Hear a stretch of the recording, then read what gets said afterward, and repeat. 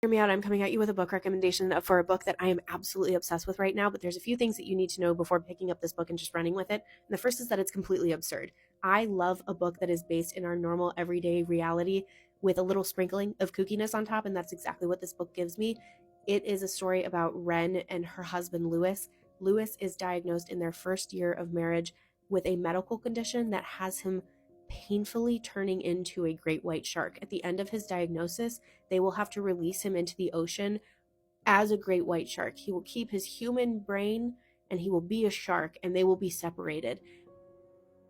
Which leads me to my second point that you need to know before going in and jumping into this book, and that is that this is a love story, not a romance. It's not going to follow the normal romance genre conventions, but it is quite literally the most beautiful love story I've ever heard in my entire life.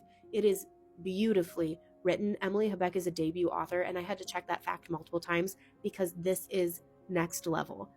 And not only is this a beautiful love story between Wren and Lewis, this is also a beautiful love story between mothers and daughters and their daughters, because it also explores complicated family dynamics in ways that family members can truly deeply love you but not be able to be there for you fully. And that just adds to a whole other level of devastation that was on top of the fact that Wren and Lewis love each other so fully and completely in the everyday, ordinary ways that makes a relationship strong and steady and willing to be able to go the distance and be one of those relationships that you see two old people rocking on the front porch together, except for they're robbed of that in their first year of marriage.